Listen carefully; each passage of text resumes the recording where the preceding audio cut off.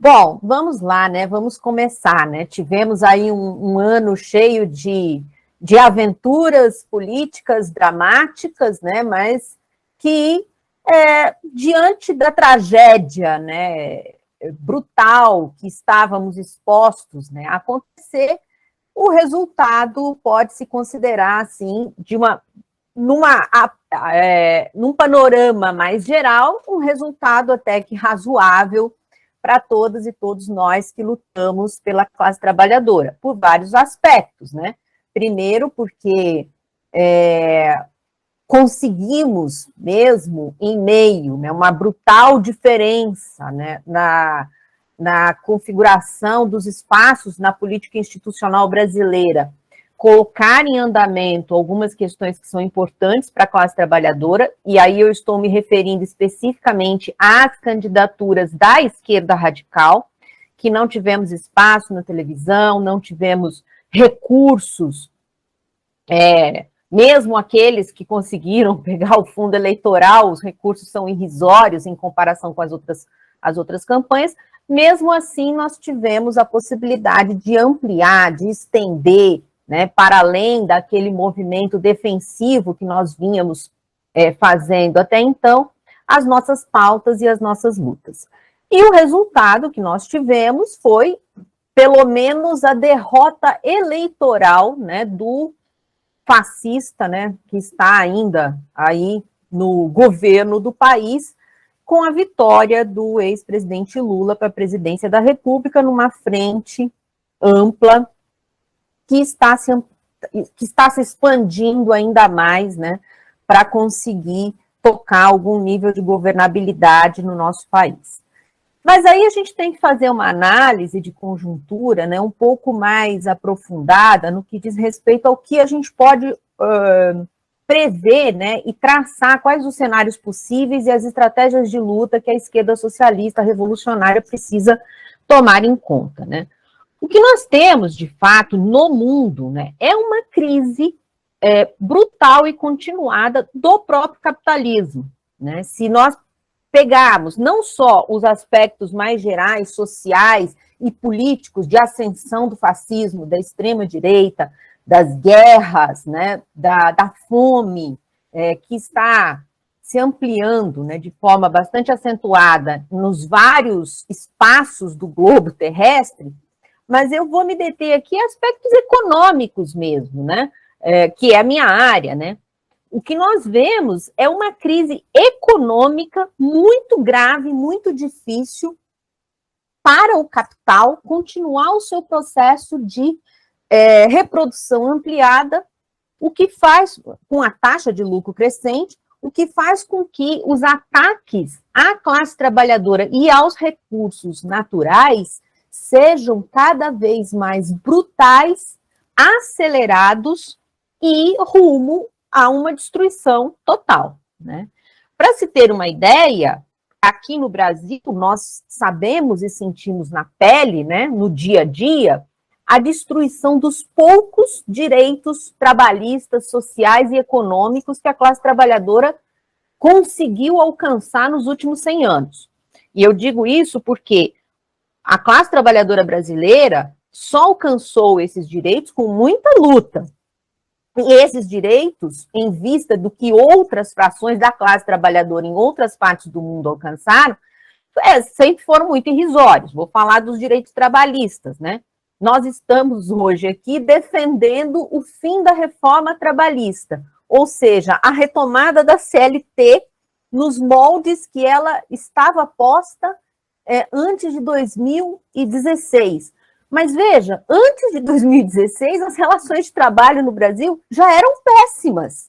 E mesmo assim, nós defendemos aquelas relações. Por quê? Porque a nossa classe trabalhadora nunca conseguiu alcançar um patamar de enfrentamento com a classe dominante, com a burguesia interna, que permitisse, por exemplo, estabelecer determinados critérios mínimos de relações de trabalho que em outros países foi alcançado, como, por exemplo, a estabilidade no emprego. Não só a estabilidade no setor público, que agora estamos em vistas de perder com a reforma administrativa, mas a estabilidade no emprego, qualquer trabalho. Isso parece até uma aberração nós falarmos hoje para uma juventude que está exposta a um tipo de relação de trabalho que não é mais nem emprego, né? Que é uma relação contratual civil comum.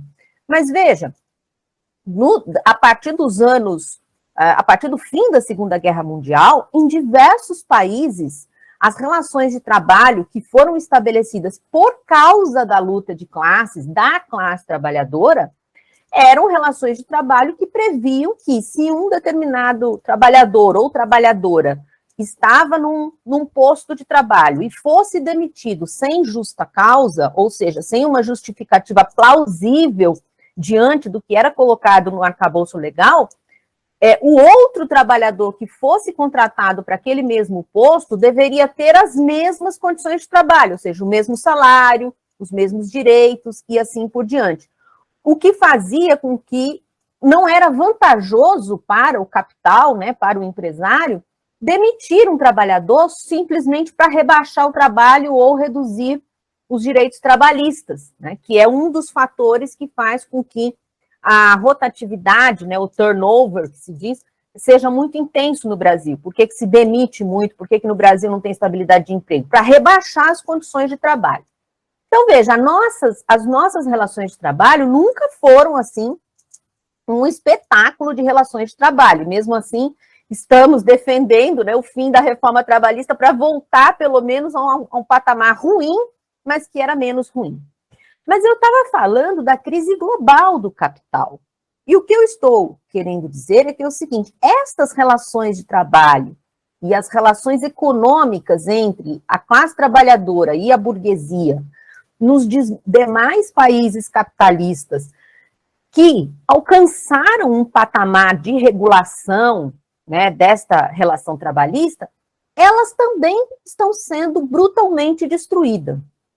Pesquisas recentes mostraram, com entrevistas junto a trabalhadoras e trabalhadores na Grã-Bretanha, que são obrigados a terem diversos empregos, porque são empregos intermitentes, são empregos por prazos determinados, e estas pessoas dizem que quando elas conseguem ter um dia de trabalho em que elas têm que trabalhar em apenas um emprego, elas consideram isso um dia de descanso. Vocês estão tendo noção do que a gente está falando? Quer dizer, as pessoas estão submetidas a relações de trabalhos múltiplas, de tal forma exploratórias, que para elas descansarem, elas têm um dia em que elas têm que trabalhar em apenas um emprego. Aí já é um descanso, né? Para nós vermos isso na Grã-Bretanha, isso na Inglaterra, né? E que dirá em diversos outros países.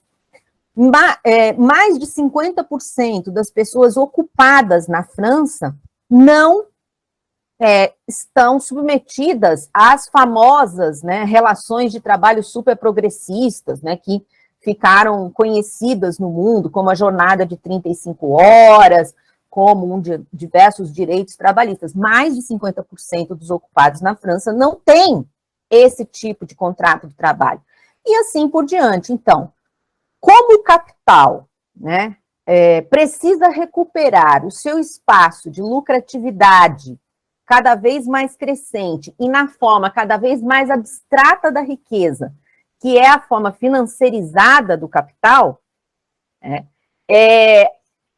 o grau de exploração da humanidade através da sua fração correspondente, que é a classe trabalhadora, e dos recursos naturais, está num nível de aceleração tão brutal que caminhamos para um desastre generalizado. E isso se reproduz internamente, né, não só no espectro econômico, mas também no espectro político e ideológico, com a ascensão, né, da extrema-direita, do fascismo e das formas de subjetividades que nós temos visto se espraiar junto, inclusive, à classe trabalhadora. Então, o Brasil não está separado, né, dessa crise brutal do capital, muito pelo contrário, nos últimos 20, 25 anos, né, a reestruturação, né, da forma de produção no nosso país, ela já foi combinada, né, com essa crise global do capitalismo. Então, nós passamos por um processo de redirecionamento da economia brasileira, né, que deixou de ter uma pluralidade de atividades, como setores industriais, como diversidade de produção, para uma especialização, basicamente, em dois setores principais na produção, que é o setor agrário exportador, o agronegócio, e o setor de extração de minérios e das riquezas naturais, né? Então, voltamos a uma situação de reprimarização da economia brasileira. Além disso, um outro setor que é importante de ser analisado é o setor do mercado financeiro, que não é de hoje, né, que suga os recursos produzidos no país. Não é por isso, né, que, ou melhor, é justamente por isso que durante esse ano todo, né, nós procuramos denunciar e alardear que se nós queremos fazer um enfrentamento de classes no nosso país, na disputa política, nós temos que entender quais são as frações da classe dominante que estão no domínio da política, que estão comandando o processo, né? E as frações da classe dominante que estão comandando esse processo, no meu entender, são o agronegócio e o mercado financeiro. Estes dois setores, eles estão no comando e continuam no comando. O agronegócio, a partir de todo o desmonte que foi feito da legislação ambiental, da própria legislação trabalhista, da desregulamentação ou dos incentivos fiscais que eles recebem para produzir e para exportar, né, que gera, inclusive, um processo de desindustrialização interno ao país e que tem pautado a política do Brasil há bastante tempo, é, inclusive, um dos principais responsáveis pelo golpe contra a ex-presidenta Dilma, e que é hoje ainda um dos poucos setores que resiste organicamente ao Bolsonaro, né? Não ao bolsonarismo, mas ao Bolsonaro. Então, quem está financiando, quem ainda está nas ruas, quem ainda está disponibilizando recursos, é basicamente o setor do agronegócio e aquelas franjas, né, que estão associadas a isso, como transportadoras, como o setor do varejo, coisas desse tipo. Então, este setor, ele é um setor, quer dizer, que a gente pode dizer que no espectro ideológico é o setor mais reacionário em termos dos costumes, é o que faz o discurso anticomunista mais visceral, né, mais rebaixado, né?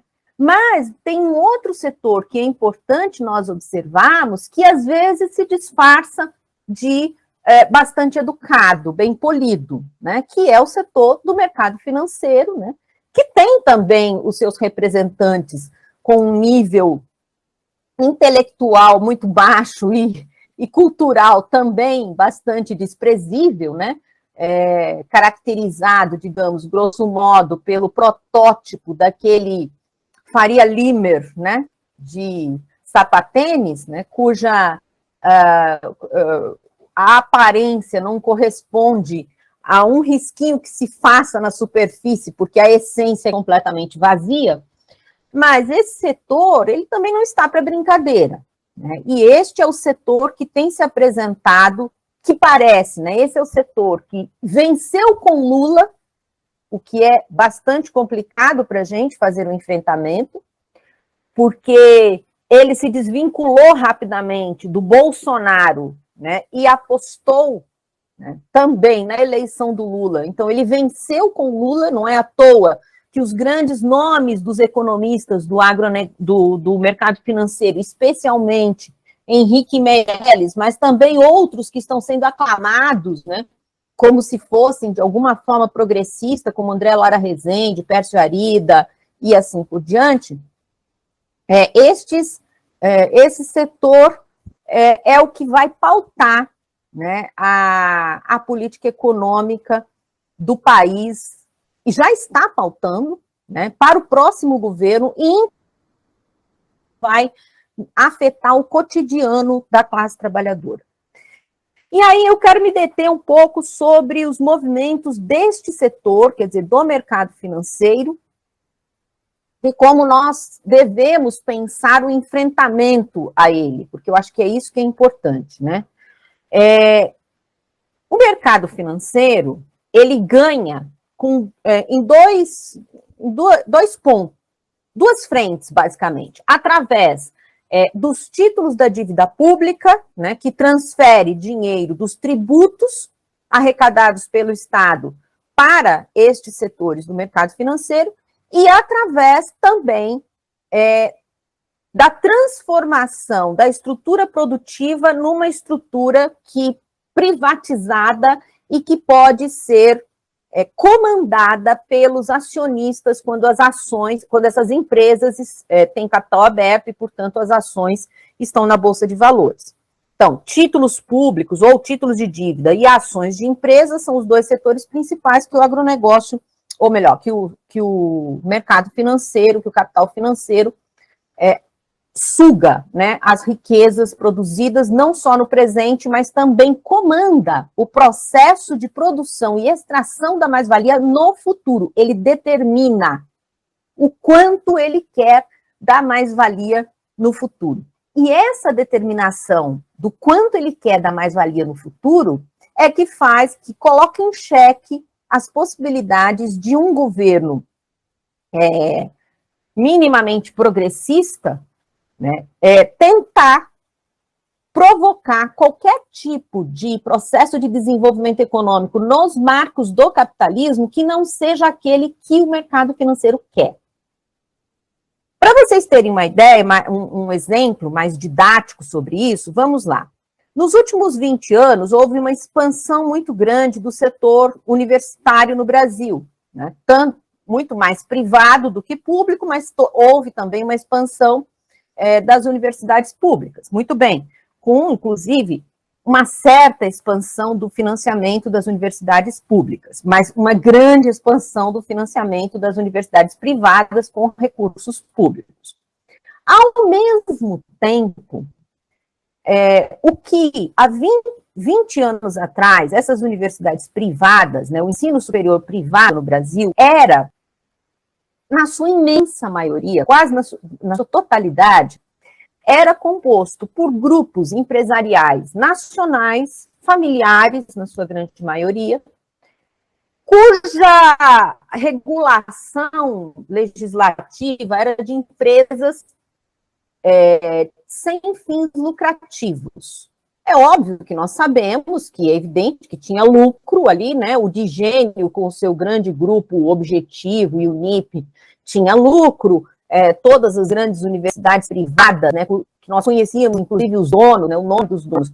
A gente sabia que tinha lucro, mas assim, juridicamente é uma universidade sem fins lucrativos, portanto, tinha uma série de benesses, né, do governo. Bom, essas universidades foram praticamente todas elas compradas por 2 ou 3 grupos que têm capital, inclusive internacional, e que têm ações na Bolsa de Valores e foram transformadas em negócios com fins lucrativos.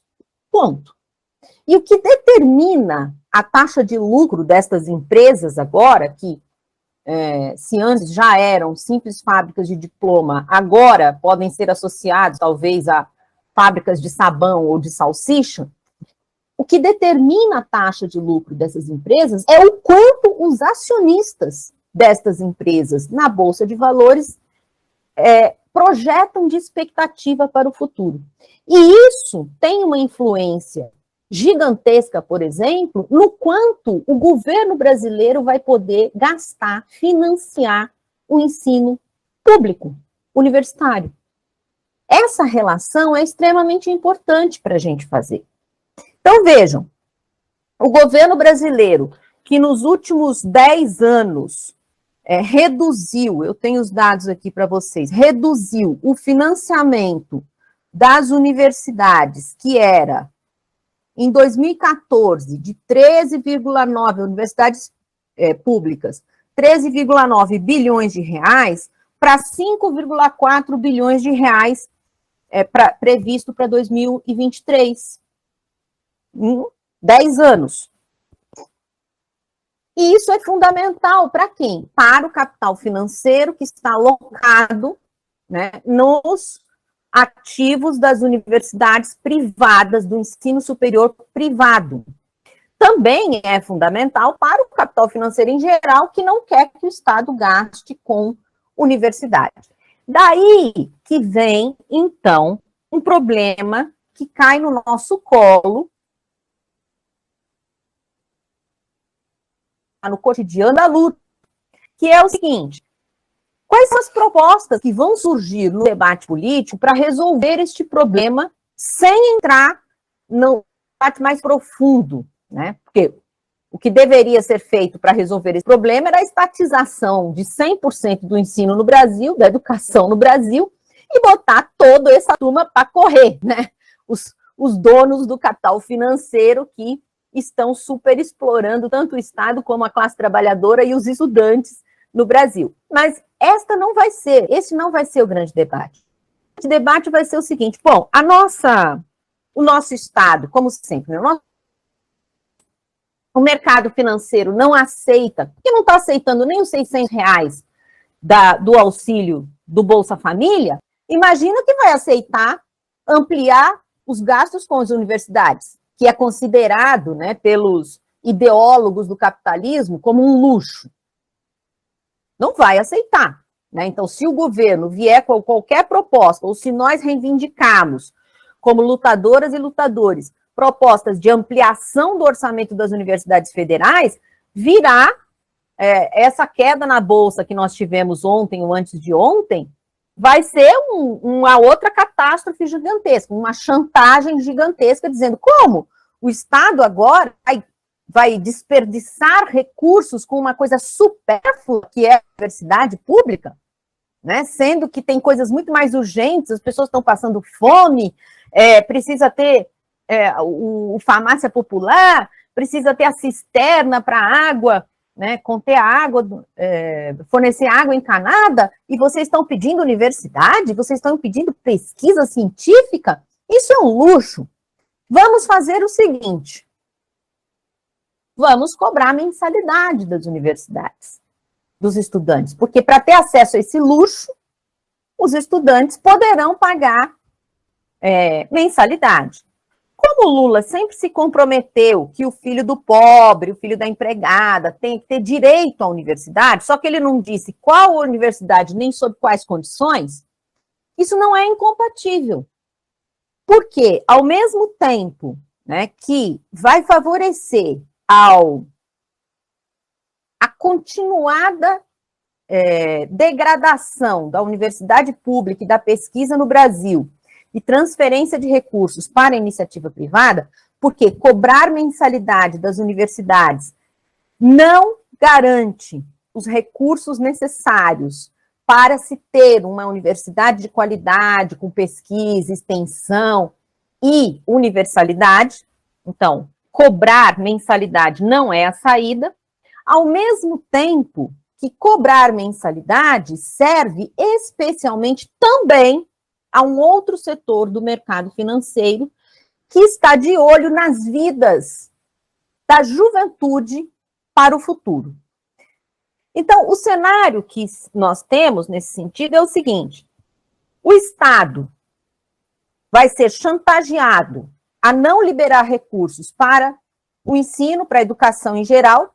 Em troca disso, vai se propor a cobrança de mensalidade como uma forma de se fazer justiça social para aqueles setores da população que não alcançarem, né, ou estiverem abaixo da régua, né, da meritocracia da desgraça, como eu costumo dizer, que é o seguinte: aqueles que conseguirem provarem meritocraticamente que estão muito desgraçados, né, que estão muito empobrecidos, mas têm que ir para a universidade, estes receberão uma bolsa, um voucher, um ProUni, qualquer coisa desse tipo, e o restante da juventude vai ser jogada no colo do financiamento estudantil privado, dos bancos privados. E aí é uma forma de capturar a vida da classe trabalhadora quer dizer, a existência da juventude trabalhadora para o resto da sua vida. Esse é o modelo norte-americano. Hoje, nos Estados Unidos, 1 em cada 5 adultos com 50 anos de idade, ou seja, 20% dos adultos com 50 anos de idade, ainda pagam financiamento estudantil. O maior volume de dívida das famílias nos Estados Unidos é financiamento estudantil. Não é nem casa própria, nem dívida de cartão de crédito, é financiamento estudantil. Então, essa é uma forma, né, do capital capturar não só os recursos públicos, mas também a nossa vida. Porque aí é óbvio que há, né, todo um desejo e uma necessidade de se expandir o ensino superior no Brasil, ao mesmo tempo, a juventude vai fazer qualquer coisa para alcançar o ensino superior, até porque ela é convencida de que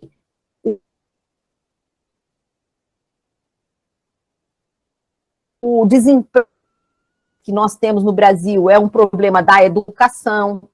Então, ideologicamente, há todo um convencimento de maneira de se chegar a um ensino. Volto a dizer, é importante e fundamental que nós possamos ter a universalização do ensino superior. No entanto, não com essa visão tecnicista, né, e muito menos com os mecanismos de financiamento privado.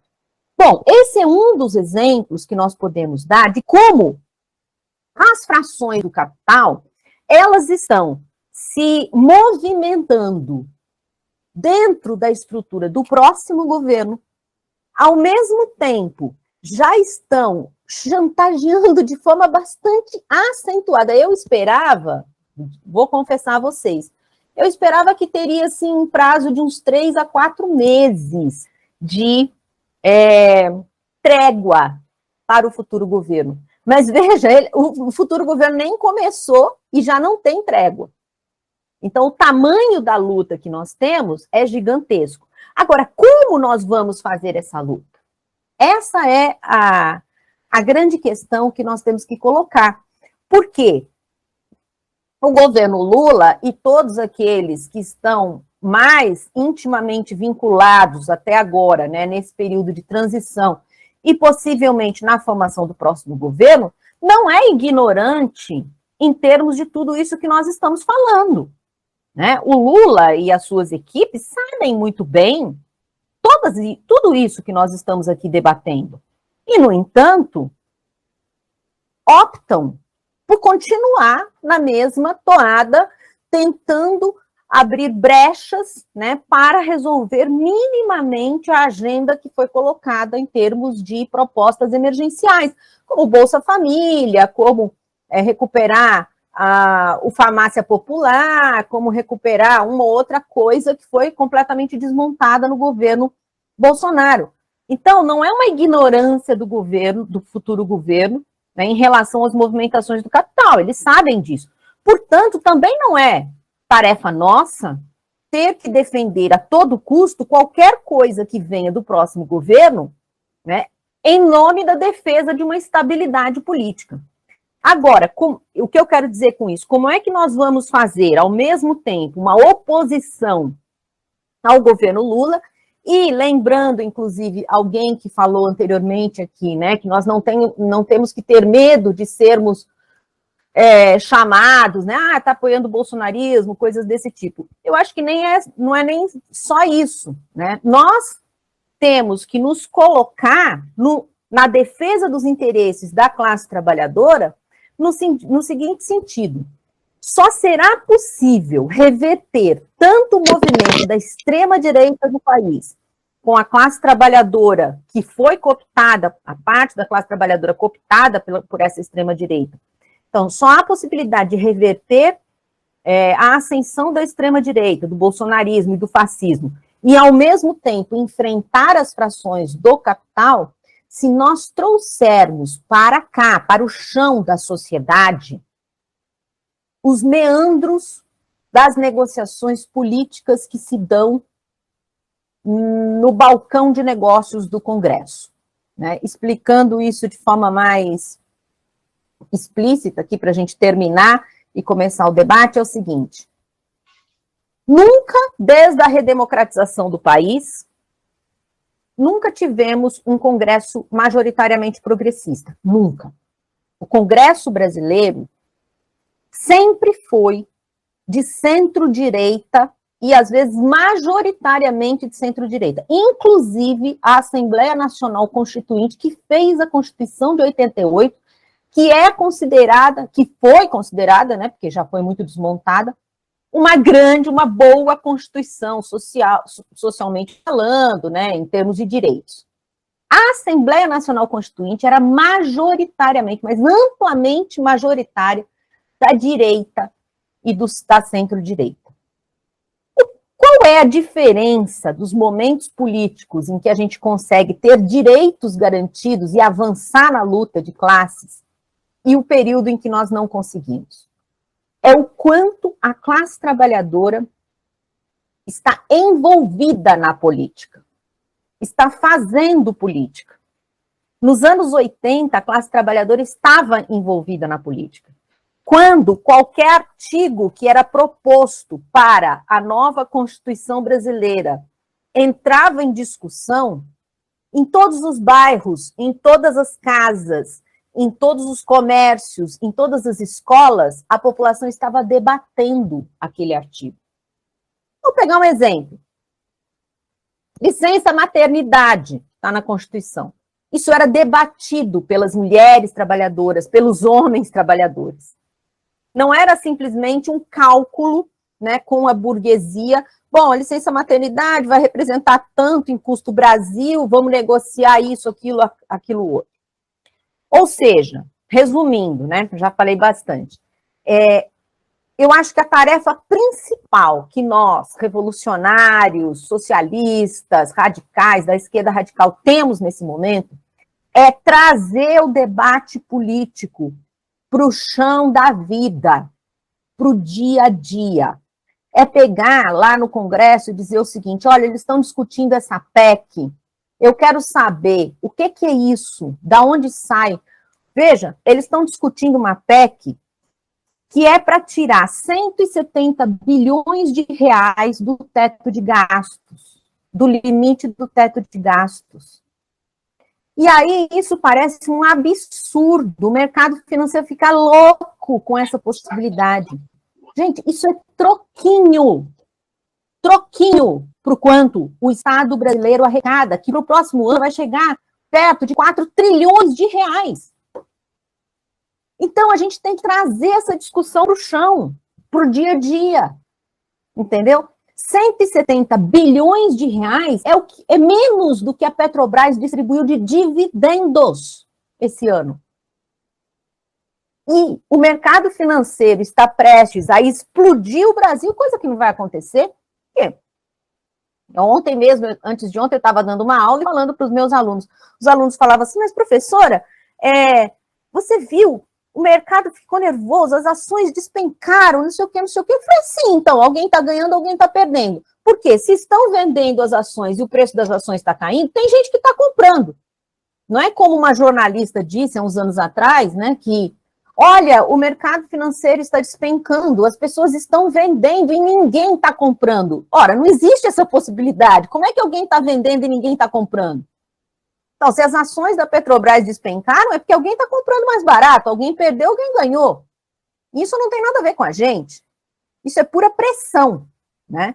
Então, gente, para resumir, né, porque já falei muito mais do que os meus 30 minutos, é muito importante que, inclusive, através dos mandatos dos deputados e deputadas da esquerda socialista que nós elegemos, que a gente possa se apropriar do debate político que ocorre, inclusive, no parlamento. Isso é muito importante. Entendeu? Eu quero saber, antes de ir para o plenário do Congresso Nacional, porque ali já não dá mais para decidir nada, já foi tudo costurado, ali já foi tudo decidido. Eu quero saber muito antes qual é o relatório da Comissão de Orçamento. Eu quero saber muito antes de ir para o plenário do Congresso Nacional o que está acontecendo com a PEC 32, o que está acontecendo com a PEC 34, o que está acontecendo com a PEC 206, muito antes. Então, é hora também da gente cobrar dos nossos deputados e deputadas que ajudam e apoiam o Centro Socialista, que eles coloquem também as suas assessorias para publicizar o máximo possível tudo o que estiver acontecendo, antes que as coisas sejam dadas como fato consumado, e aí o máximo que a gente pode fazer, depois que já está fato consumado, é nos manifestar, né, indignadamente com aqueles fatos. Mas aí nós já estamos numa defensiva tão grande que a própria classe trabalhadora não está mais disposta a entrar neste movimento defensivo. Né? Nós tínhamos manifestações de rua muito grandes desde o início desse processo de fascistização que vem sendo esvaziado. Porque o próprio conjunto da classe trabalhadora está percebendo que essa estratégia de manifestações performáticas apenas, ela não tem dado resultado. Nós precisamos, sim, continuar ocupando e ocupar cada vez mais as ruas, mas nós precisamos ocupar as ruas agora que o orçamento está sendo ainda desenhado, e não depois que ele for aprovado. Ele está sendo desenhado, portanto, nós temos que sair às ruas e dizer, gente, 170 bilhões fora do teto de gasto não é nada. Eu quero saber os 700 bilhões que vai para as Forças Armadas. Eu quero saber do 1,9 trilhão que vai para pagamento de juros. Isso está lá no orçamento para o próximo ano. Tá certo? Então, gente, é isso. Eu acho que a gente precisa trazer a política para o chão da vida, para o dia a dia, para o cotidiano. E, além de tudo, evidentemente, fazer um trabalho, né, ideológico, um trabalho de formação, né, de denúncia, né, do capitalismo como um todo, porque esse trabalho ele é feito no cotidiano. Se vocês assistiram esse Globo Repórter de ontem, é um nojo. Né? Por que é um nojo? Porque um dos países que construiu toda aquela infraestrutura da Copa, que é o escravizado, foi isso, foram escravizados que construíram tudo aquilo, é passado para a população brasileira como a última maravilha do mundo e também funciona do ponto de vista ideológico como aquela coisa assim, olha como a riqueza é boa, é linda, é limpa, é maravilhosa, tem ar-condicionado na rua. Agora, você sabe quantos minutos eles usaram para falar que os trabalhadores são escravizados? Acho que 2 minutos, num programa de 1 hora. Tá certo? A gente precisa aprofundar muito mais esses debates, por todo o trabalho que tem feito, a gente avançar ainda mais, né, em trazer debates importantes que estão sendo feitos, né, que vão impactar a vida da classe trabalhadora, no cotidiano da vida da classe trabalhadora, né, para que a gente possa interferir nesse debate, trazendo a classe para lutar, né, e isso permite a gente, inclusive, construir essa contraofensiva ideológica. É isso, obrigada. Acho que a gente pode abrir as câmeras aí e agradecer muito, professora Sofia, mais essa aula aí. E, professora, a gente tem um tempinho aqui agora para as perguntas, né? Algumas pessoas já colocaram aqui no chat e eu vou iniciar a demanda. Mas antes disso, eu queria te dizer que é de suma importância, inclusive porque quem está aí na luta, quem estava, né, participando de todo esse processo eleitoral, a gente ouviu muito nas ruas, nas comunidades que a gente frequentou, principalmente a fala de que estivemos aí na rua 4 anos, né, o povo na rua, fora Bolsonaro, a gente chamou inclusive durante a pandemia, e a gente não conseguiu. né? Nós não conseguimos o Fórum Bolsonaro. E parecia tão fácil na época do Collor, pareceu tão fácil na época da Dilma, né? Fazer isso, quando, na verdade, o debate tem que ser feito, né? Qual é a via realmente que garante esse fora, de fato, que aconteceu, né? No passado. E concordo com a senhora plenamente, mas a gente está na rua por movimentos, né, crescendo aí o movimento, é muito importante o movimento na rua, mas é mais importante ainda esse momento, em qual momento que está acontecendo, e participar de dentro. E eu te digo, como moradora do Distrito Federal, como professora aqui da rede pública, né, professora Patrícia Ramiro aqui do DF, a gente participou muito das discussões, por exemplo, na época da BNCC, e como é duro a nossa recepção no que se chama de Casa do Povo. Inclusive, quanto à vestimenta que você tem que ir para frequentar aquele espaço. E quanto é duro fazer parte daquele espaço, principalmente ali com essa extrema-direita ocupando ele e determinando a nossa saída.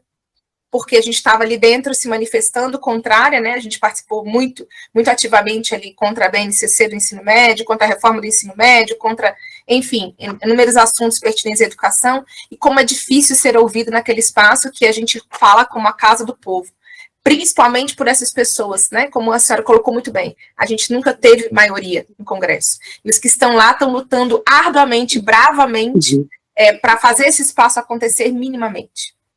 Então, a gente tem aí algumas perguntas agora. Eu vou passar aqui para a fila que estava no chat, e em seguida eu sigo a fila das mãozinhas, tá? Então, Marcos Costa, com você a palavra para você fazer a pergunta diretamente à professora Sofia. Gilda, eu vou pedir a gentileza de você fechar seu microfone, ele abriu aí agora, para garantir a fala do camarada Marcos e a resposta da professora Sofia. Marcos, com você. Olá, obrigado, Patrícia, professora Sofia, prazer estar aqui com você nesse debate, nessa assembleia. Nós nos encontramos assim na campanha, tirei uma foto com você, e na verdade, a professora já respondeu, né, a minha pergunta, que é sobre justamente essa questão de nós da esquerda radical, como nós nos devemos nos posicionar perante um governo que faz e que fará pacto de conciliação de classes com a burguesia.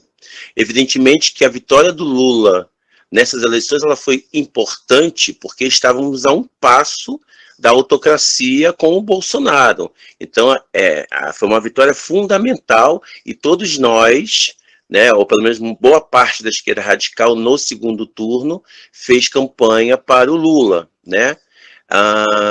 Nós aqui do Pessoal Maricá tivemos a coragem de desafiarmos tanto a nacional quanto a estadual e de fazermos a opção pelos candidatos da esquerda radical no primeiro turno. Por quê? Porque a gente já sabe o que o governo Lula vem. O governo Lula não é de esquerda. O governo Lula é um projeto social liberal. Essa é a realidade. Então,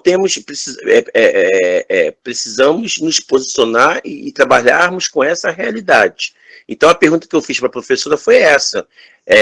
Como nós da esquerda radical deveríamos nos posicionar em relação a eventuais e a possíveis críticas ao governo Lula sem se ser confundido, né, com a oposição que a extrema-direita fará, e que é justamente o que a professora respondeu, colocar a política na perspectiva material das condições da classe trabalhadora no dia a dia, e é isso que devemos fazer. Então, na verdade, a professora já respondeu, mas se ela quiser complementar a pergunta, será um grande prazer. Muito obrigado pela oportunidade. Professora, antes da senhora responder, a gente não combinou isso, né? A gente podia pactuar aqui. A senhora prefere responder um bloco de perguntas, que nós temos já 7 inscritos, ou prefere responder uma a uma? Se você preferir, eu posso encaminhar as perguntas todas, e aí a senhora me diz como prefere. Bom, vocês que decidem, o problema é o tempo, eu não sei quanto tempo vocês têm, mas pode ser umas 3 perguntas e depois a gente vai, né? Combinado, então. Então, eu vou deixar a pergunta do Marcos, vou passar agora aqui na fila, gente, para o camarada colega, para o Carlos, que estava na fila lá no chat, tá? Eu já abri a outra listinha aqui, vocês podem se inscrever com a mãozinha, para ficar fácil. Camarada Carlos, com você. Professora e camarada Sofia, é com muita alegria que eu posso estar me comunicando diretamente com você, até porque a sua campanha foi brilhante e eu que vinha, de uma forma geral, afastado, né, de todo esse processo, acabei por voltar a tudo isso. Hoje eu faço parte como membro aí, né, do centro, e votei em você com muita consciência, né? Isso até me emociona bastante. E a pergunta que eu faço é que eu vejo hoje em dia a academia muito distante da sociedade como de uma forma geral, né? Ao contrário do que você tem feito. Então, eu queria saber se você acha importante que a academia se aproxime da população como um todo, e caso sim, como isso deve se dar de uma forma efetiva e concreta. Muito obrigado. Gratidão, Carlos. E aí eu passo a palavra agora aqui na ordem, dentro do chat, para a terceira pergunta, ao camarada Gildo. Gildo, com você. E aí a gente finaliza esse bloco e aí em seguida a gente passa para a professora Sofia fazer a resposta. Bom dia a todos e todas. Eu queria primeiro agradecer a professora Sofia a disponibilidade dela para estar aqui com a gente e dizer que foi uma honra assistir a aula dela para a gente. Bom, a pergunta que eu queria fazer, eu sou servidor do IBAMA e nos últimos anos, aproveitando um ponto que a senhora, na sua aula a senhora falou, a questão do agronegócio. A gente vem observando nos últimos tempos um aumento da participação do crime organizado no desmatamento da Amazônia, né, nas ações que a gente combate no enfrentamento, tanto do desmatamento quanto do garimpo ilegal. Eu pergunto se a senhora entende que eles talvez estejam ligados ao setor chamado oficial ou progressista do agronegócio, principalmente no sudeste e sul do Brasil, no centro-oeste também, e essa participação vem no sentido de que esse grupo mais ilegal, mais ligado ao crime organizado, ele esteja agindo como ponta de lança no enfrentamento aos órgãos ambientais para criar uma espécie de terra arrasada. A gente já desmatou, já destruiu, então fica mais fácil para o setor dito progressista do agronegócio vir a ocupar aquela área. Queria saber o que a senhora qual a sua opinião sobre isso. Obrigado. Tá bem. Bom, primeiro eu agradeço a todas e todos que participaram da campanha eleitoral, agradeço os votos e a confiança, né, de todos vocês nessa nossa trajetória aí. Vamos lá, eu vou tentar responder rapidamente para a gente avançar também em outras perguntas, em outros debates. Marcos, é isso, né? Trazer a política para o cotidiano da vida é pegar cada um destes assuntos, né, que são importantes para o cotidiano da classe trabalhadora, para avançar a luta de classes, e fazer com que estes assuntos sejam desmistificados, porque eu sempre disse, anteriormente eu falava isso, e claro que a gente tem que ter sempre um cuidado, porque a extrema-direita, a direita fascista, ela usou de fake news para manipular politicamente, mas são fake news, assim, absurdas, né? Como kit gay, ideologia de gênero, coisas que não existem, né? No entanto, a gente se pergunta, puxa vida, mas por que a população, de uma maneira geral, cai, né, de forma tão fácil, assim, nessas coisas tão absurdas? É porque, tradicionalmente, a imprensa, a mídia hegemônica, ela produz fake news o tempo todo, mas é uma fake news mais elaborada, ela é mais fina, entendeu? É dizer o seguinte, olha, tem um rombo na política fiscal e o Estado está quebrado. Isso é mentira, isso é fake news. Mas faz 30 anos que a imprensa fala essa fake news. Você entende?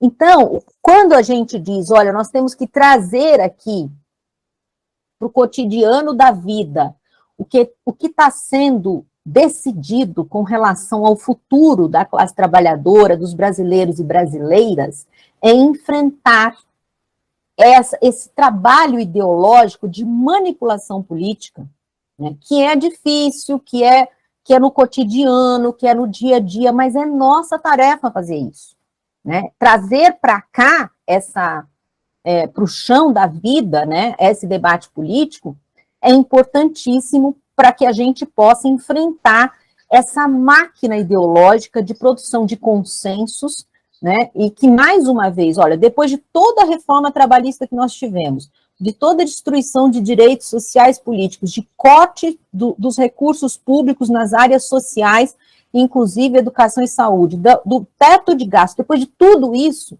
o capital quer mais. Ele não quer só isso, ele quer mais. E mais engraçado é que ele vem com o mesmo discurso. É verdade. Que se não privatizar tudo, que se não cobrar mensalidade na universidade, o Brasil não vai voltar a crescer, o Brasil não vai ter emprego, o Brasil isso, o Brasil aquilo. Então, gente, é hora da gente começar um trabalho brutal nosso. Eu sei que a gente não tem dinheiro, eu sei que nós somos poucos, mas nós temos que enfrentar esse processo, trazendo o debate político para a vida cotidiana. Carlos, com relação à academia, olha, eu vou dar uma resposta que talvez muita gente acho que eu estou sendo... Vou dar uma de Karl Marx aqui. Respondendo o que representa a academia brasileira, não só hoje, mas sempre. A academia brasileira sempre foi um espaço reacionário de produção de consensos, né, com pouquíssima abertura para o pensamento crítico. Esse é o... Não é o fato, né, de grande parte de nós, talvez, sermos professoras, professores, ou estarmos na academia, que a academia seja um espaço da esquerda. Ela não é, né? É impressionante, porque eu, por exemplo, trabalho num departamento, num colegiado, na minha universidade, que tem muitos marxistas e tem bolsonaristas. Aí você fala, como? Como na universidade tem bolsonaristas? Tem muitos. Nas universidades públicas. É um professor da USP, da medicina da USP, que divulgou agora uma fake news que o Lula estava lá morrendo, inclusive com HIV positivo. É um professor da USP. Essa é a academia brasileira. Então, a gente também não tem que ter uma ilusão com a academia. É lógico que nós temos que defender as universidades. Veja, uma coisa não exclui a outra. O fato da gente reconhecer como ela não nos retira a responsabilidade de defender a universidade pública, de defender a autonomia, de defender a produção de ciência, de defender os recursos, de defender os concursos e assim por diante. Agora, a gente tem que saber que este é um espaço de produção da ideologia dominante. Como é que ela vai se aproximar da população, que é a sua pergunta? Eu acho que é o contrário, entendeu? Eu acho que, assim, nós, na organização da população, é que temos que invadir, entre aspas, a academia. Nós temos que exigir dela que venha até nós. Né? Não esperar que ela decida vir. Não esperar que as universidades façam um programa de extensão para chegar ali na população. Não. É a população organizada, politizada, que tem que chegar para a universidade, que tem que chegar para a academia e dizer o que é que vocês estão fazendo em relação a esse, ou aquele outro problema. Né? Transformar a universidade numa universidade popular é fazer com que a população esteja na universidade, cobrando, exigindo e transformando a universidade. E, Gildo, o IBAMA, não, a pergunta que você fez, eu concordo, eu tenho pleno acordo. Eu também vejo a questão de uma forma mais de forma total, né? Assim, universal. Veja, o agronegócio é um complexo. E dentro desse complexo, ele tem diversos agentes, digamos assim, diversas frações do agronegócio que têm funções diferentes, mas que trabalham para o conjunto. Isso é assim em qualquer subsetor econômico. Se a gente pegar, por exemplo, o setor metal mecânico, né, de produção de automóvel, aí tem o setor super, hiper avançado, que produz os carros seguros, econômicos e etc. E tem o setor super poluidor, destruidor, que emprega trabalho análogo à escravidão. E tudo isso faz parte de um mesmo processo de acumulação de capital deste subsetor. Então, é óbvio que não existe o agronegócio bonzinho e o agronegócio ruim.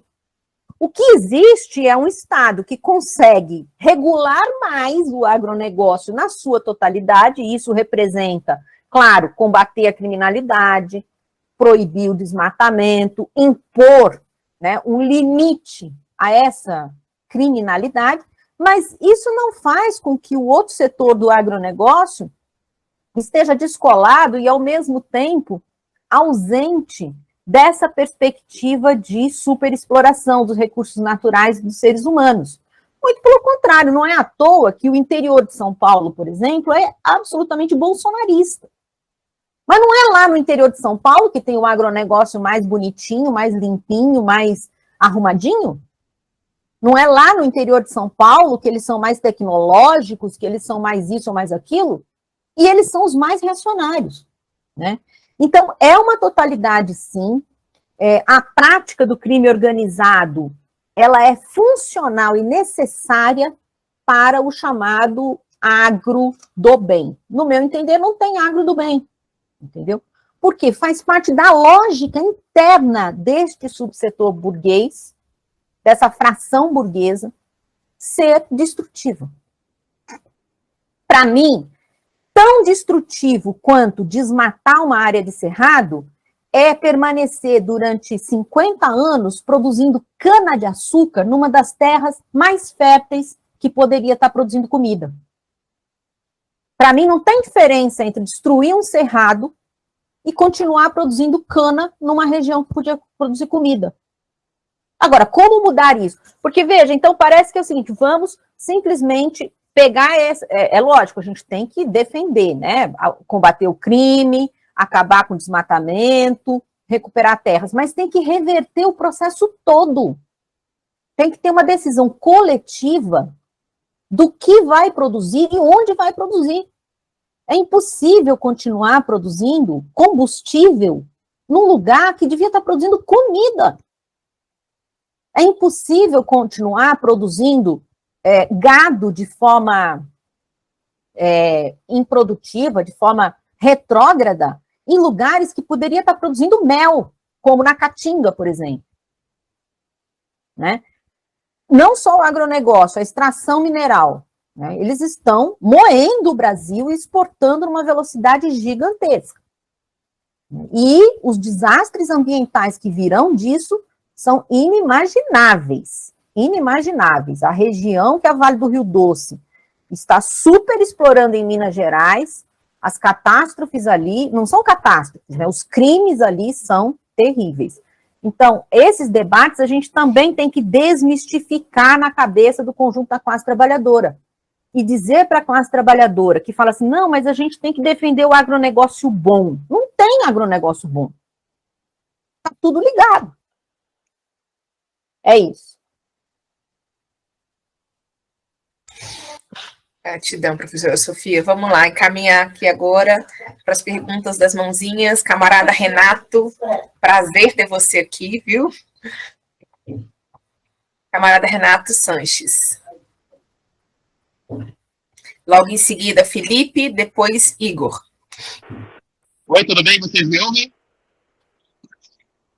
Perfeito. Estou numa feira aqui pegando um pastelzinho e também garantindo a movimentação pela concentração popular aqui.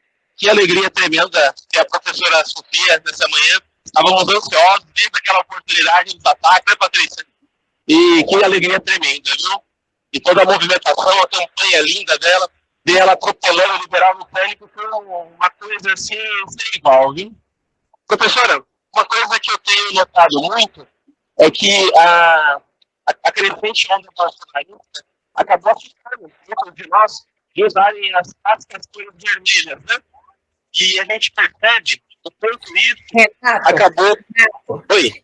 Eu vou pedir para você desligar. Não deu para entender o começo da sua pergunta. Se você puder repetir, ou dar uma paradinha, se você quiser fechar a câmera para ver se melhora o microfone, e pode fazer ele um pouquinho mais distante de você, que está dando um chiado bem grande da respiração.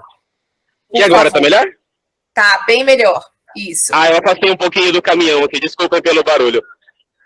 Então, a minha pergunta à professora, em especial, é como ela identifica esse fenômeno dessa onda bolsonarista que acabou fazendo com que muitos de nós tivéssemos medo ou até mesmo deixássemos os nossos símbolos históricos, como principalmente a cor vermelha, a foice e o martelo, de lado nesse momento tão importante que éramos estar devidamente trajados ali, ocupando os espaços. Eu digo isso por experiência aqui no meu bairro, aqui eu sou como se fosse um ET.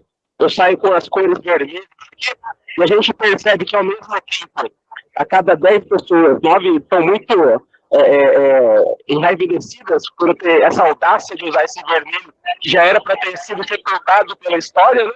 E sempre eu consigo trazer pessoas para a luta numa conversa onde elas ficam tão entusiasmadas e dizer que, nossa, que falta que faz gente de vermelho nas ruas, né?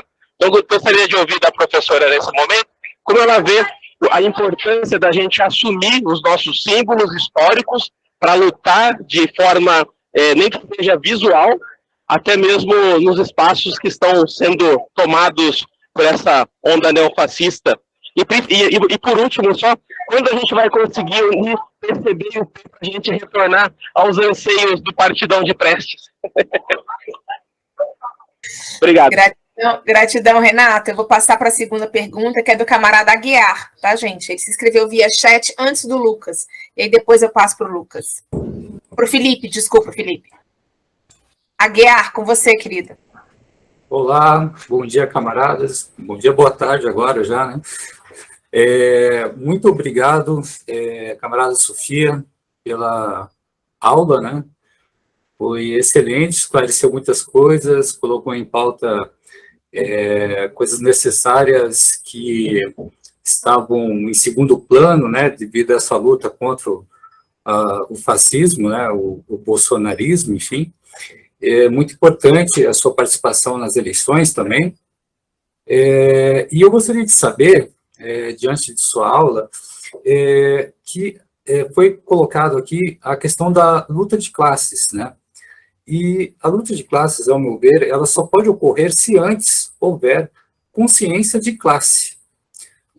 E o que eu tenho visto, analisado, é que a falta de consciência de classe é o que tem prejudicado muito por exemplo, como fazer essa consciência de classe, então, com esses fenômenos que existem hoje, como a uberização, né, e praticamente sem CLT, né, com a CLT jogada, rasgada praticamente, né, como fazer, então, essa consciência de classe, né, para que haja luta de classes.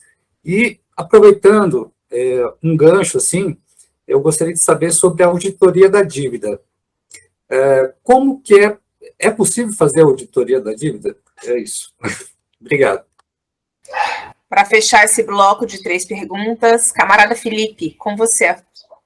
Felipe Araújo.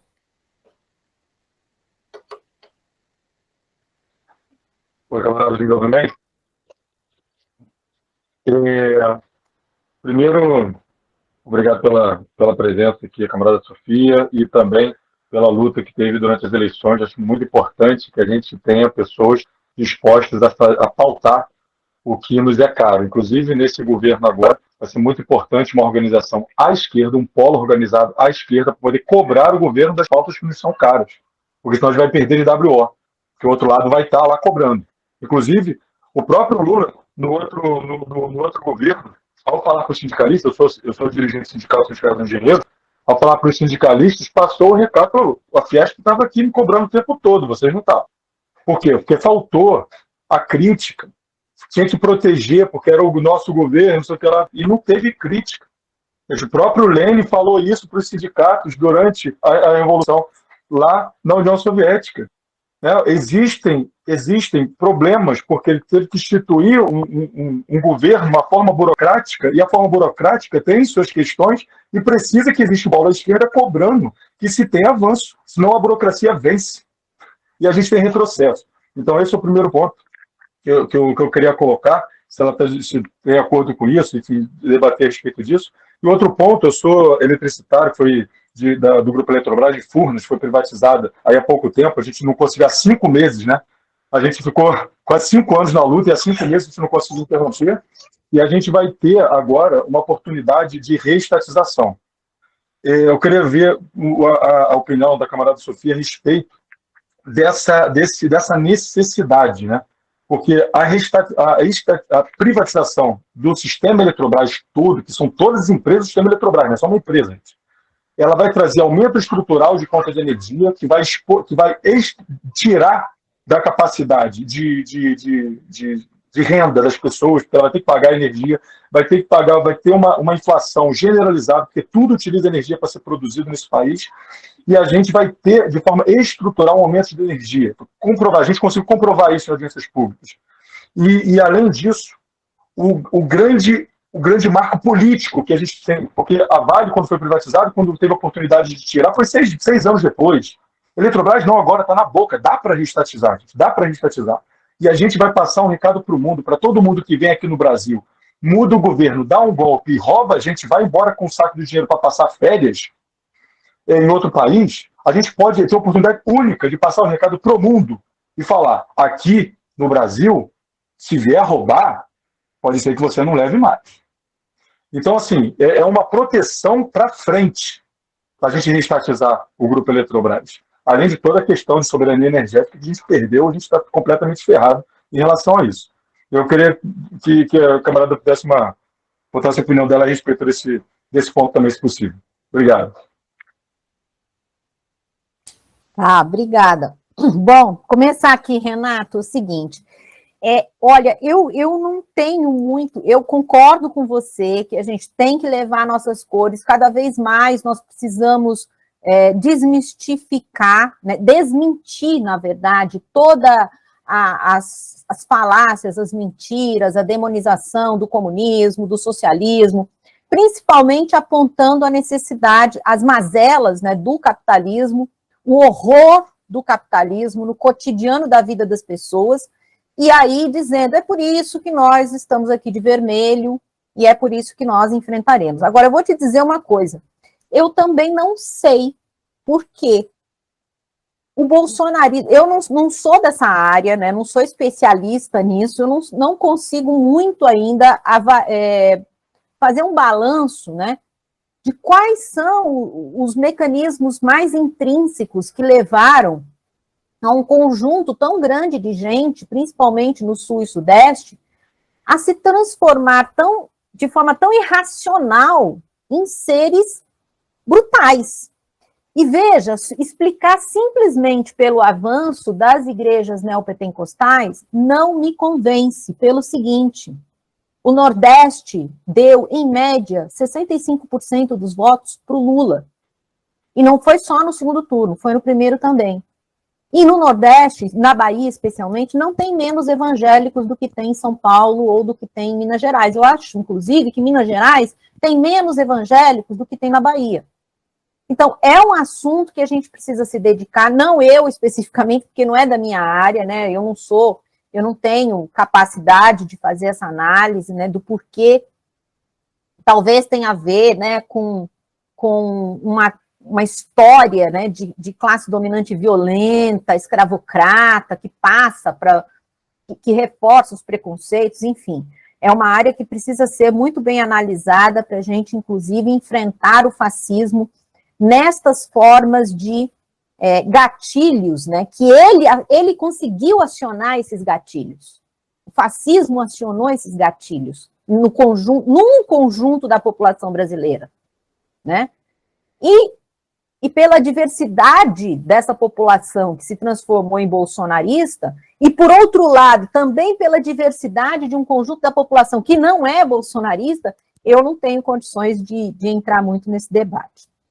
Aguiar, com relação à consciência de classe e à luta de classes, né, o que vem primeiro, é mais ou menos assim, o que vem primeiro, o ovo ou a galinha? Quer dizer, o que vem primeiro, a classe vai lutar para ter consciência, ou ela primeiro precisa ter consciência para lutar? Bom, eu sou da corrente aí marxista, né, que pensa que a consciência de classe, a consciência, ela não se forma do nada. É óbvio que a classe, ela precisa ter conhecimento, portanto, ela precisa conhecer os processos sobre os quais ela está sendo submetida a existir para poder se posicionar, portanto, para entrar na luta.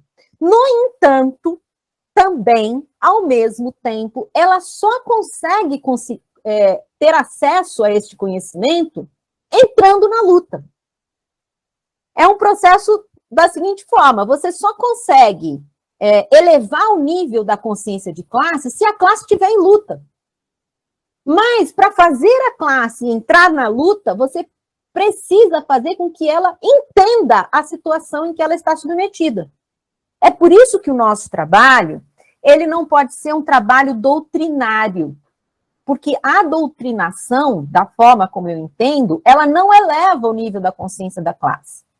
Tem que ser um trabalho educativo, no sentido mais profundo do termo, né? Formativo, não é nem educativo, é formativo.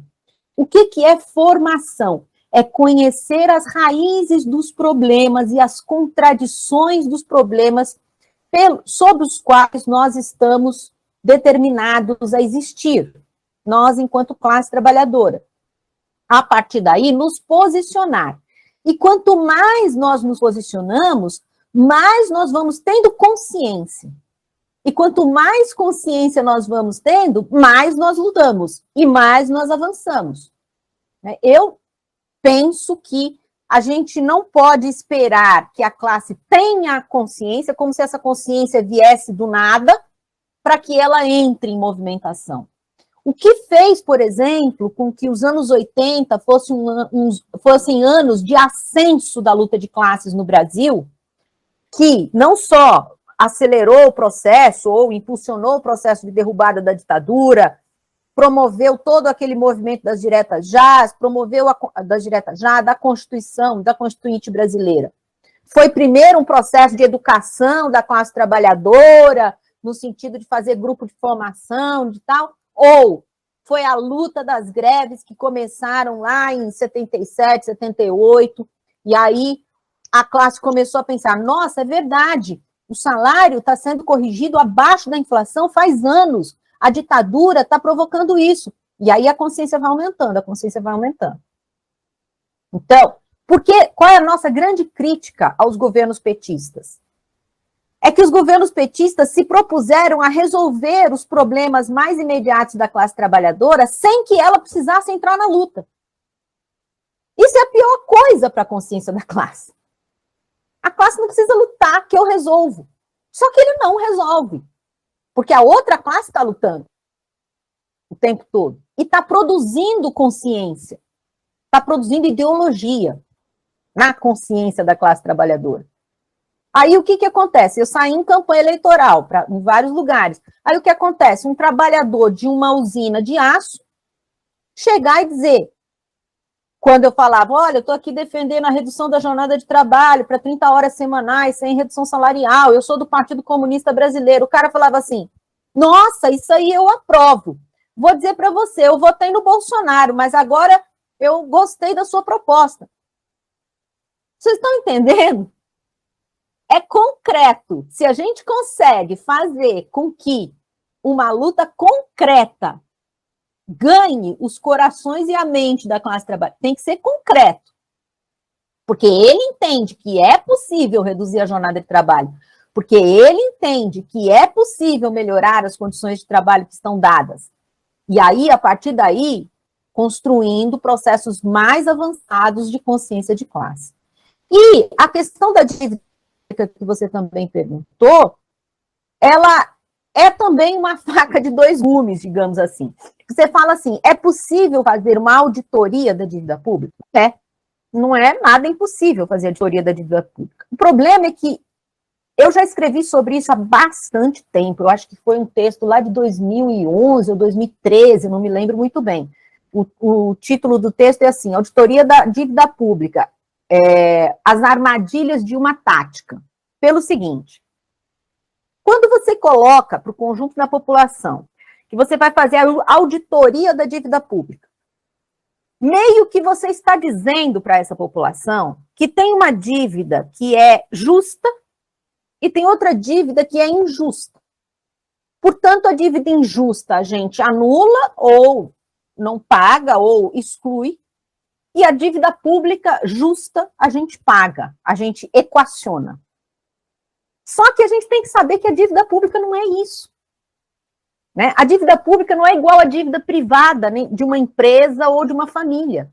A dívida pública é constitutiva do capital. Na verdade, ela nasce junto com o capitalismo.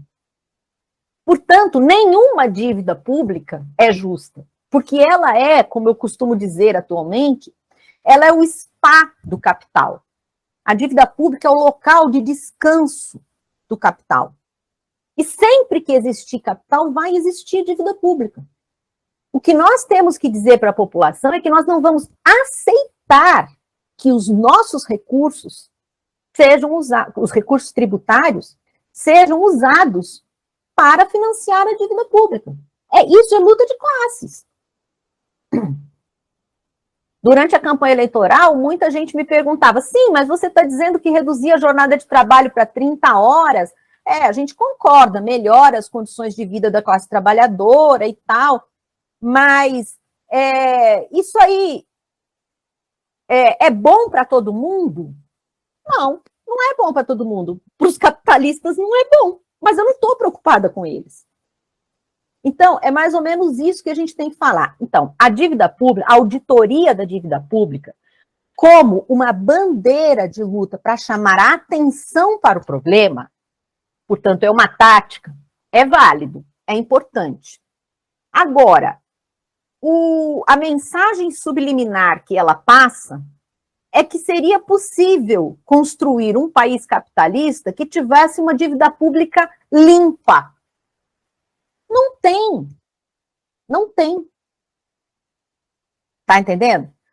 O que eu acho muito mais produtivo nesse sentido é dizer, explicitar para que serve a dívida pública, o que ela representa, que ela nunca vai deixar de existir, que ela não tem que ser paga. O que não pode acontecer é a gente ver os recursos tributários que são arrecadados do conjunto da população sendo mais da metade deles destinado à dívida pública. Isso não vai acontecer. Por quê? Nós vamos lutar contra isso. Aliás, é uma sugestão, né? Eu acho que a gente deveria fazer para o próximo ano um grande seminário, né, no campo marxista, né, do que é a dívida pública desde o início do capitalismo, porque isso passa também para entender o que é dinheiro e o que é moeda. Porque não são coisas físicas. Dinheiro, moeda e dívida pública são formas de apropriação do valor, que é trabalho abstrato. Então, isso parece, na cabeça do conjunto das pessoas, que são, todos nós, né, que somos meio formatados, assim, na lógica formal, né, nosso sistema operacional, né, ele é educado desde criancinha a pensar na lógica formal, né? Ou uma coisa é material ou é imaterial, e o que é imaterial é virtual, o que é virtual não existe. Não, não é isso. O que é virtual existe, nós estamos aqui conversando de forma virtual, e nós existimos, e essa conversa está existindo, né? Então, o dinheiro, ele é imaterial, o dinheiro, ele é a força de trabalho, né, ele é o trabalho abstrato apropriado, né, pela burguesia na forma de dinheiro, portanto, na forma de dívida pública, portanto, na forma de capital financeiro, né, ele é uma relação social, mas ele é real, e ele impacta na vida e no futuro da humanidade. Ele não é simplesmente uma coisa que não existe ou existe de forma virtual, né? Então, eu acho que a gente podia, inclusive, sugerir com outras forças, inclusive, fazer um balanço maior, e também a minha grande preocupação é como transformar, né, esse debate, que parece muito abstrato, muito teórico, muito acadêmico, em formas cientificamente corretas, mas populares de se explicar. Porque a burguesia, ela tem uma forma popular de explicar. Ela associa dinheiro com coisas reais, concretas, materiais. Mas ela sabe que não é. Entendeu? Então, a gente precisa... Por exemplo, é um absurdo falar que o Estado está quebrado. O Estado, como é que um Estado que vai arrecadar 4 trilhões de reais quebra? Nenhum Estado quebra. O Estado não fale. Nunca. Algum Estado faliu no mundo? Não. A não ser, evidentemente, estados que são detonados por guerra. Aí é outra coisa, não é por problema financeiro nem econômico, é guerra. Né? Então, essas questões eu acho que a gente tem que trabalhar ideologicamente para conversar com o conjunto da classe trabalhadora. E, Felipe, eu sou totalmente favorável a gente fazer um enorme movimento de restatização da Petrobras, da RELAM, da Selem, né, da refinaria Landulfo Alves, lá em Salvador, de todos os setores aí da Petrobras, pegando a questão energética como um todo. Eu tenho estudado muito essa questão energética, eu acho que a gente tem que avançar na luta com os demais setores energéticos do país, né, dos sindicatos, né, dos petroleiros, das refinarias, das elétricas, também pesquisar, estudar a produção de energia eólica e energia solar, que muito provavelmente vai sair como uma grande alternativa aí dessa COP27, mas que eu que estou lá numa região, lá na Bahia, e tenho estudado muito isso, tenho visto o quanto a forma privada de extração, de produção de energia solar e energia elétrica tem provocado destruição ambiental e humana em diversas regiões. Então, são assuntos que a gente tem que se aprofundar, tem que lutar, tem que colocar na ordem do dia e tem que reestatizar a Eletrobras, sim. Assim como a refinaria Landulfo Alves, que foi privatizada há 1 ano atrás, por um preço irrisório, e só para vocês terem agora, ela resolveu meio que fechar a produção de gás, de botijão de gás. E está importando gás, talvez lá dos Emirados Árabes, porque os donos da refinaria são dos Emirados Árabes. Veja, olha só o absurdo. Eles compraram a refinaria para fechar e para importar gás. E essa refinaria é responsável por 14% da produção de gás e já está faltando gás na Bahia e em Sergipe, e vai ser uma explosão agora de problemas com relação a essa privatização que foi feita ali no apagar das luzes. Quer dizer, apagar das luzes não, foi feito no ano passado, né? Então, acho que tem que reestatizar, sim. É isso. Agora a gente vai aqui para o nosso bloco final.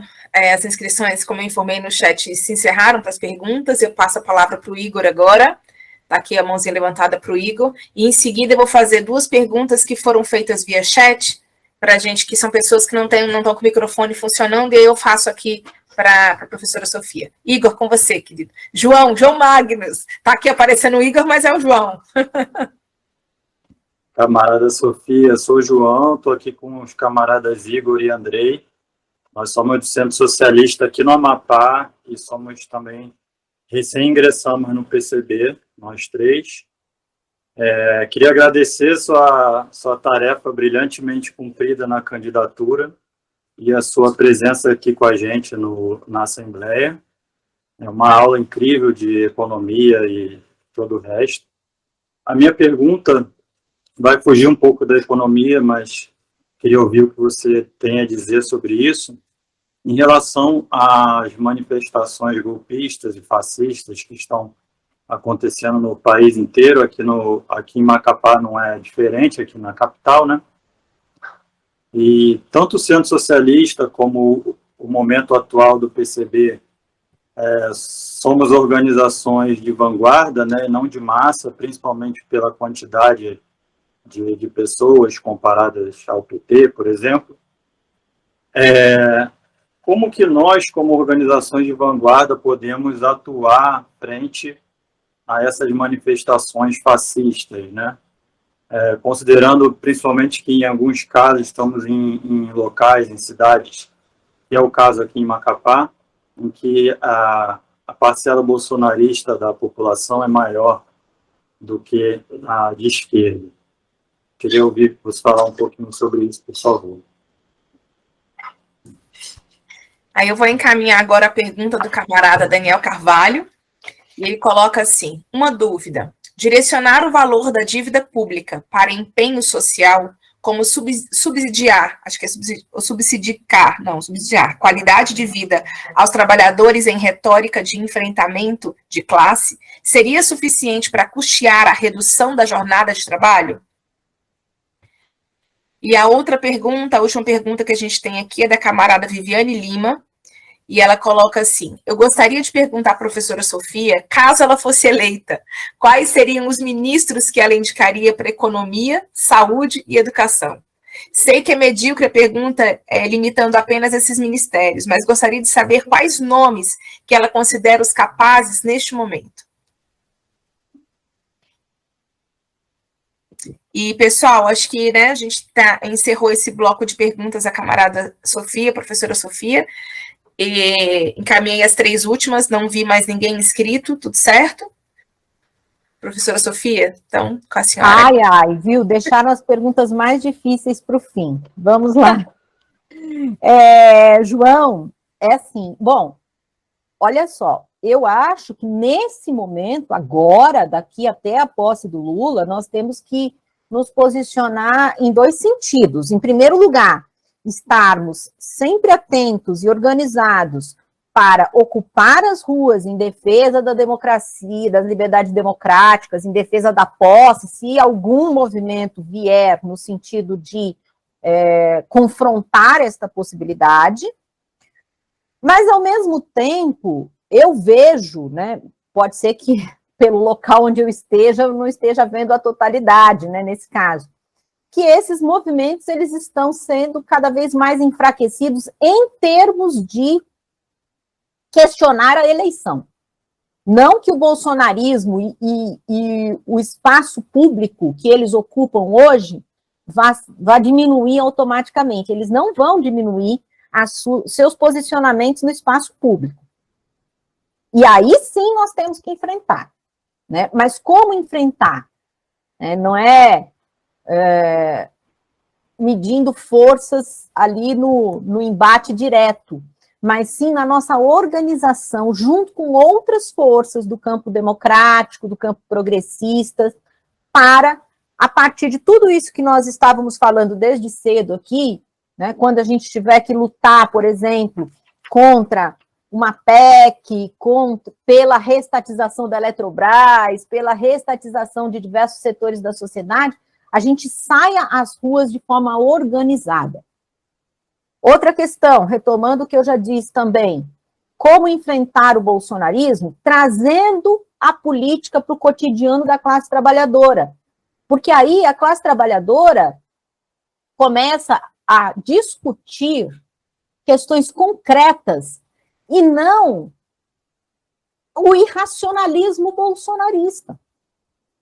Vocês estão entendendo? A gente tem que resgatar uma parcela da classe trabalhadora que foi capturada pelo irracionalismo bolsonarista para discutir as questões concretas. E isso é mais importante justamente nos estados, nas regiões que o bolsonarismo conseguiu atingir o conjunto da classe trabalhadora. É com enorme tristeza, por exemplo, que eu vejo diversas aldeias indígenas, povos indígenas, totalmente capturados pelo evangelismo de extrema-direita. E aí, como é que a gente tem que fazer? Tem que fazer o trabalho que eles fizeram no passado, que é colocar para eles que os problemas concretos da vida cotidiana deles não vai ser resolvido por essa posição irracional, que o bolsonarismo apresenta, e sim pela luta concreta com relação aos direitos, com relação ao avanço da política cotidiana. Então, acho que é mais ou menos por aí.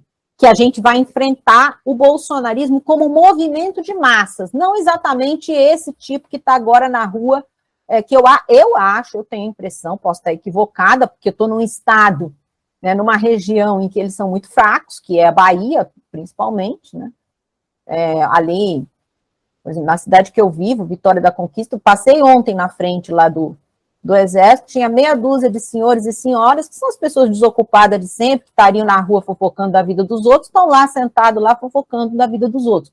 Mas não é um movimento de massa, nem nada disso. Bom, com relação à dívida pública, políticas sociais e jornada de trabalho, Daniel, eu acho que são coisas diferentes, né? Não tem nada a ver, por exemplo, a luta pela redução da jornada de trabalho não passa necessariamente pela reversão da política fiscal. Uma coisa é a política fiscal, que é como o dinheiro público vai ser gasto. Essa é uma das questões que está em debate, que faz 25 anos, no mínimo, nesse país, que esse debate é dominado pela extrema-direita no espectro econômico. Como os recursos públicos vão ser utilizados. Isso é uma disputa. Né? A política fiscal, ela está em disputa, só que nós estamos perdendo essa disputa há 25 anos, porque foi feita uma espécie de consenso, de pensamento único, que o Estado tem que ter permanentemente austeridade fiscal, ajuste fiscal, para quê? Para pagar juros da dívida pública. Então, essa é uma discussão que não tem uma relação direta com a questão da redução da jornada de trabalho. A redução da jornada de trabalho tem a ver com as relações de trabalho no capitalismo dependente, subordinado brasileiro, né? Então, aí passa, por exemplo, por entender, primeiro, que o mercado de trabalho brasileiro sempre foi amplamente favorável à exploração capitalista, porque a gente nunca teve estabilidade no emprego, nós sempre tivemos políticas salariais que rebaixaram a média salarial dos trabalhadores contratados, né? Nós temos uma leniência, né? uma permissividade, por exemplo, com o trabalho informal, né? Que em outros países isso não existe, né? Todo trabalho tem que ser formalizado, e o desmonte completo de qualquer tipo de regulação. Hoje mesmo, eu acabei de ler uma matéria que saiu nesse jornal Metrópolis, dizendo que tem que ter mais reforma trabalhista. Por quê? Porque no Brasil, os trabalhadores, eles ficam provocando a própria demissão para receber, sabe, um discurso assim tão rebaixado, tão absurdo, e a gente tem que ir para a ofensiva. Entendeu? Nós temos que... Qual é o debate sobre as relações de trabalho no Brasil? É a riqueza, é a produção de valor. O Brasil é o 10º país no mundo em termos de produção de riqueza. E essa produção de riqueza é altamente concentrada. E uma das formas de desconcentrar, não estou nem falando de fazer a revolução, que é outra história, uma das formas de desconcentrar essa riqueza, ou seja, promover uma política distributiva, é através de modificações nas relações de trabalho. E uma das modificações é a jornada de trabalho, porque a jornada de trabalho ela incide direto sobre a extração de mais-valia. É por isso que quando eu comecei a falar lá em janeiro, fevereiro, né, que qual é a primeira pergunta que me fizeram, qual é a sua pergunta, qual é a sua proposta para a redução do desemprego no Brasil? Eu falei, a redução da jornada de trabalho sem redução salarial. Nossa, a partir daí a imprensa me boicotou brutalmente. Falou assim, essa mulher aí tá doida. Ela vai dizer uma coisa que a classe trabalhadora vai dizer, legal, é isso mesmo. Entendeu? Então, não tem nada a ver, quer dizer, é óbvio, né? No capitalismo tudo é interligado, mas não há uma correlação direta entre política fiscal, porque a política fiscal é uma forma de distribuir. Inclusive, a política fiscal é a forma que os reformistas socialistas mais gostam de defender na distribuição, no distributivismo. Nós, comunistas, gostamos mais de atacar pelo trabalho, pela relação trabalhista. Aliás, também é um ponto para se fazer um debate no futuro, né? Qual é a melhor forma de enfrentar a concentração de renda e o capital? É via simplesmente política fiscal e política pública, ou é na relação capital-trabalho? Ou são as duas combinadas? Né? Os socialistas reformistas, os fabianos, majoritariamente, na Inglaterra, do final do século XIX, eles abandonaram a perspectiva revolucionária do enfrentamento capital-trabalho, porque eles se convenceram que se o Estado ele aumentasse a tributação, portanto, ele recolheria uma quantidade maior de riqueza produzida pela sociedade, e através do Estado ele fizesse uma política de redistribuição, nós não precisaríamos fazer nenhum tipo de revolução socialista ou comunista. Nós poderíamos ter um capitalismo bonzinho, um capitalismo equilibrado, um capitalismo distributivo. Isso está lá nos fabianos, lá na Segunda Internacional, que abandonou a perspectiva revolucionária. Por quê? Porque se convenceu que o Estado, ou melhor, porque acreditou que o Estado fosse um espaço neutro, ou acreditou que a força dos trabalhadores no aparato público institucional fosse suficiente para brecar os mecanismos de reprodução social capitalista. 100 anos, mais de 100 anos depois, essa história já foi completamente derrubada. Não é não, gente? Nós já tivemos uma história passada para entender que hoje não só o Estado ele não é um mecanismo de distribuição, como ele é um mecanismo de concentração de renda, como mesmo que a gente consiga, através do Estado, melhorar as políticas públicas, e eu não estou dizendo que nós não temos que lutar por isso, nós precisamos lutar por isso, nós não podemos ficar só nisso. Porque o que faz com que o capitalismo seja um modo de produção que caminha rapidamente para a destruição humana e ambiental é a relação social de produção capitalista, não é a gestão do Estado. Ou a gente entende isso, ou a gente vai ficar eternamente nesse ciclo pseudo-reformista que de reforma não tem nada. E Viviane, quem seriam os meus ministros da educação, da economia e da saúde, Viviane? Eu não pensei nisso não, mas assim, durante toda a minha campanha, eu sempre falei que a nossa política é uma política coletiva, né? Então, eu acho que a gente teria que ter, por exemplo, uma organização coletiva do poder popular na saúde, né, em que trabalhadores e usuários definissem a política de saúde, uma organização coletiva de trabalhadores e usuários da educação que definisse a política educacional, é evidente, com especialistas, a gente não pode descartar que o conhecimento produzido por especialistas é extremamente importante. Ridículo seria eu dizer que tábula rasa, né, com o que foi produzido na academia, na universidade, de jeito nenhum. E na economia, da mesma forma, né, a gente precisa... O mais importante não são os nomes, né, que vão compor os ministérios e nem as... Por que o mercado financeiro quer que o Lula diga quem é o ministro da economia? Não é pelo nome, é pela força política organizada atrás dessa pessoa. Então, o que nós temos que fazer é uma força política organizada. Quem vai estar ali representando é apenas uma figura, assim como eu, representando uma candidatura. Claro, não vou me diminuir, né? Eu sou eu, afinal de contas, fui escolhida, mas eu não sou eu sou um conjunto de pessoas que fez um acúmulo, né, de debates para chegar nesse nível de compreensão. E essa é uma tarefa nossa, é a principal tarefa nossa enquanto organização política, é nos transformar num coletivo que, mesmo que tenha toda a pluralidade de ideias, de interpretações, claro, dentro do campo da esquerda, né? Porque a pluralidade nossa também tem um limite. E não temos nenhum problema em dizer isso.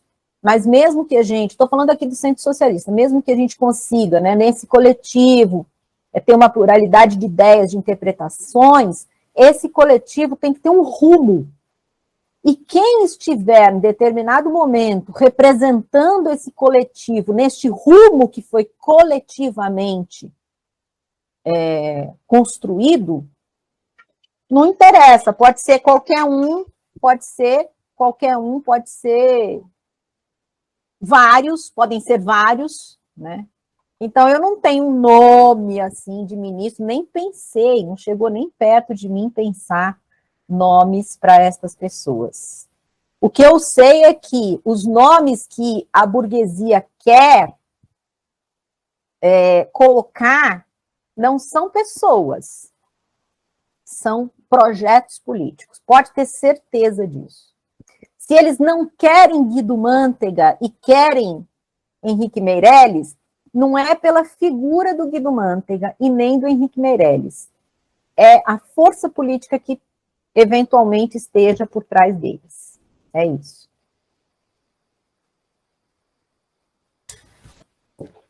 É isso. É isso, é isso. Aí, assim como o Igor está lá, eu acho que a gente precisa abrir as câmeras aí, ó, galera, para agradecer realmente a professora Sofia por essa aula extraordinária, né?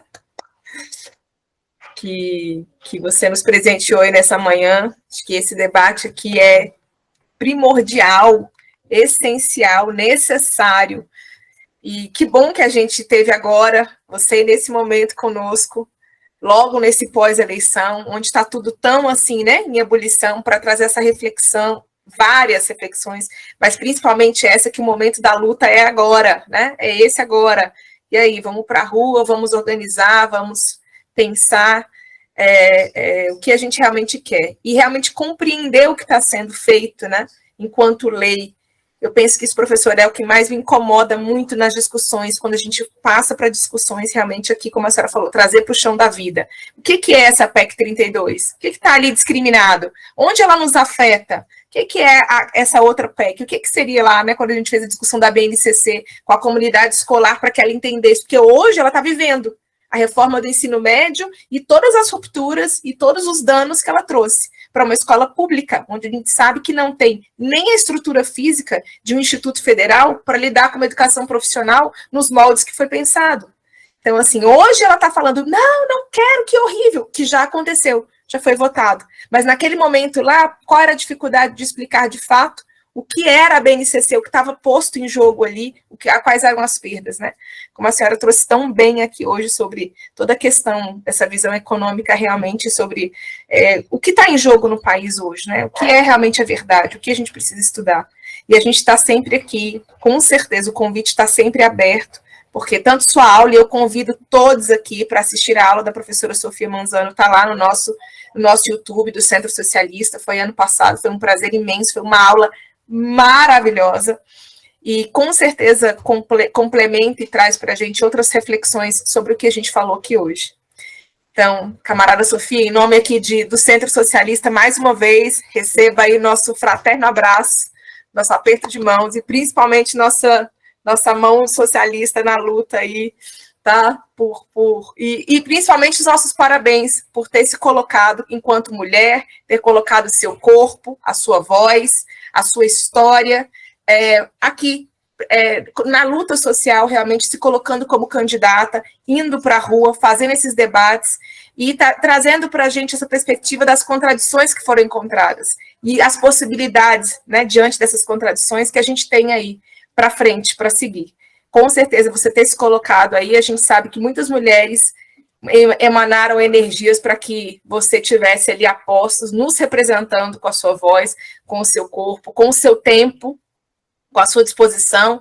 Por trás de você tinha muita gente, né? Não só mulheres, mas principalmente muitas mulheres, porque a gente sabe como é importante aqui ter essa mulher com esse espaço de fala aqui conosco. Então, vou te deixar aí para a senhora fazer a despedida e gratidão imensa por estar aqui.